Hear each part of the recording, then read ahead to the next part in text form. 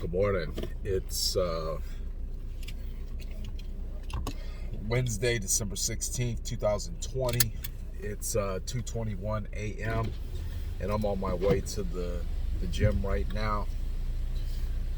I had when I had got into real estate, I had joined a coaching program not too long after that, probably about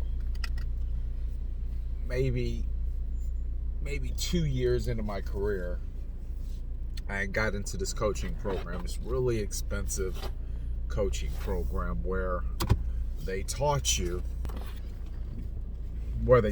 how to cold call, for sale by owners. They taught you how to read scripts, and scripts were pretty much just a way, not necessarily to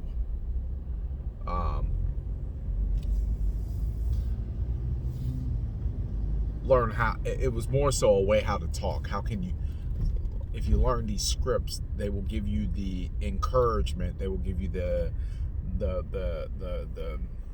vocabulary to be able to speak to people about how to buy and sell their real estate, and hold a conversation. And after reading these scripts so often, you just learned how to start talking naturally. So at first, the script sounded like a script. I mean, I had role play partners all over the country, and even different parts of Canada and Australia. I had role play partners that I would call different times of the day, and we would role play on how to hold a conversation between a for sale by owner and an agent, or a buyer and a seller, and how we would do a listing appointment, etc., etc. We would do these things repetitiously. And what I didn't know then that I know now, it was intended to build the knowledge inside of you to be able to do that naturally, where it no longer was pretend. And I had this coach in particular, and my coach was in Australia. Now I remember, because our time differences were insane. It'd be broad daylight here, and be in the middle of the night where he's at, and we would have our coaching call. And he would have me do certain things. He would always give me a task. He would always give me some things to do. And I remember one of the things he told me to do was set up my voicemail. He says, you want to look professional?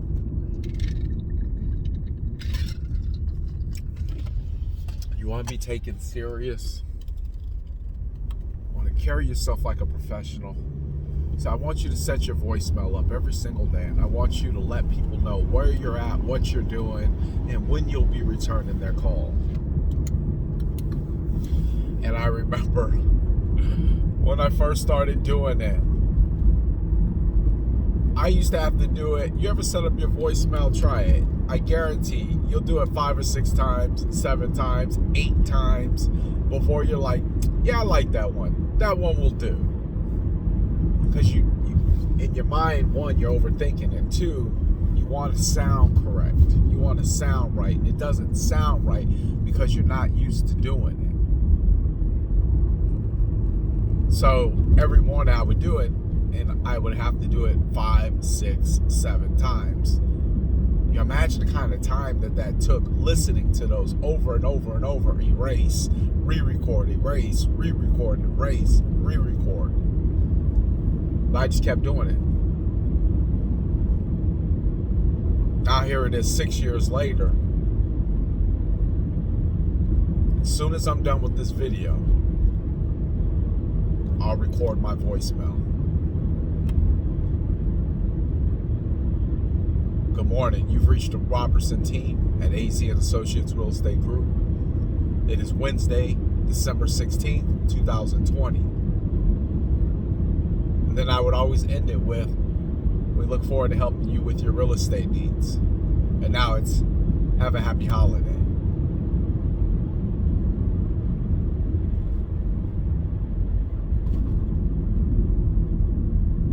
what time has taught me is that if there's any one thing, and you know, some people who are overachievers can do 3-4 things and work on them simultaneously to perfection. But let's say you're not super overachiever. Let's just say you want to see change in your life. I know for a fact that anything studied, anything invested into on a regular basis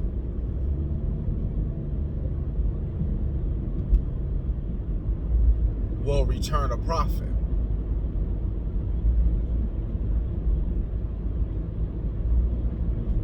Tenfold.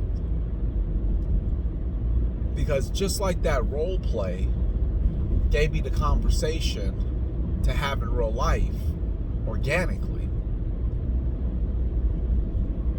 just like over and over setting up the voicemail now allows me just to hit voicemail on my phone and start recording every morning. It's repetition. Right? I was even driven in the direction of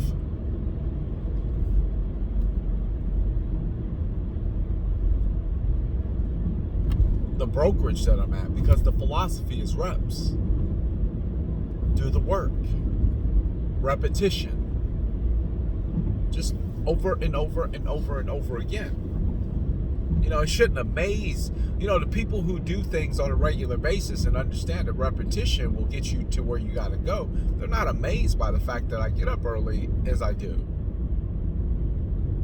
Because it wouldn't matter if it was a change in schedule and now I had to get used to getting up at 7 o'clock. It would be a change. Anything that's a change, anything that's new has to be repeated over and over again before it becomes a part of who you are. It has to. I was talking to my wife yesterday, and we had I had to do like an hour and 10 minutes on the bike, and then after the bike I had to do a 15 minute run. And I can run a mile in about, I mean, if I'm really cranking, I can get a mile in about, I don't know, mid-8s. But I remember jumping on the treadmill and I said, you know, my legs are warm. Let me go and see what I could really get out of this. And I run with some people who run really fast. I mean, I'm like, dude, how does your heart not just explode? And I said, I wonder if I can run as fast as them. And then I also told myself, finish strong. So I had the idea that I can run fast as them, but I also knew that it was important to finish strong. And so when I got on the treadmill, I turned it up, usually past the point of my warm-up. My warm-up is like a 5. I turned it up at a 6, 6.5, and was idle there for a second. Then I said, let's really test myself, because I'm not winded. I'm not really pressed. And I'll tell you, I turned it up, and initially I said, I can't sustain this. This is impossible to sustain this.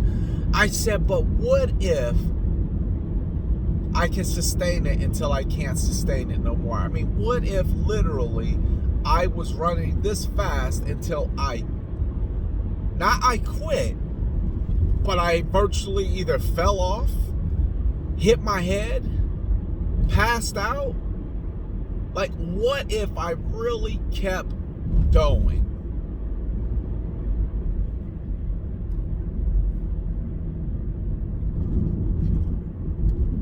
Could I keep doing it? And I remember there was a moment there where I said, you should probably turn it down a little bit, because you're not going to be able to maintain this speed. And I said, well, that's mental, because physically I'm still running. So that's a mental game that was going on. So I let it keep going. And then no sooner than I realized it was no longer a challenge. I had broken through what I thought was impossible or hard or beyond measure. And once I broke through, I turned it up a little bit more. So I went 7.5 because I was running indoors. 7.5. I felt that pain again. Then I said, I wonder if. And right then and there, I broke through. I said, well, I got 2 minutes. I said, finish strong. I turned it up to 8. Now, 8 on a normal situation is not even something I normally go into unless it's the last maybe minute, 45 seconds, just to see if I can. And then I broke through on that. And at that moment I said, one, you can become great at anything that you try over and over and over and over again. You can, if you want to be a Olympic caliber swimmer, obviously you're going to have some coaching, because they're going to tell you and they're going to help you get there faster. But you can. And that at the point that you thought that you'd given it all you had, you haven't. At the point that you feel like you've given it your all, you really haven't.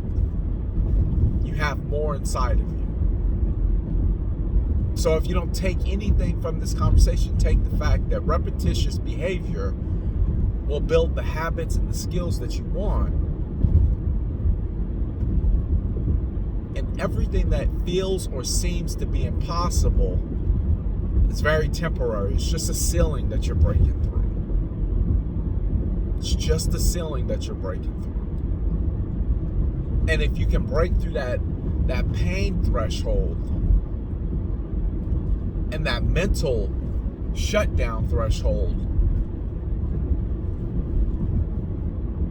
then you can do a world of good for yourself.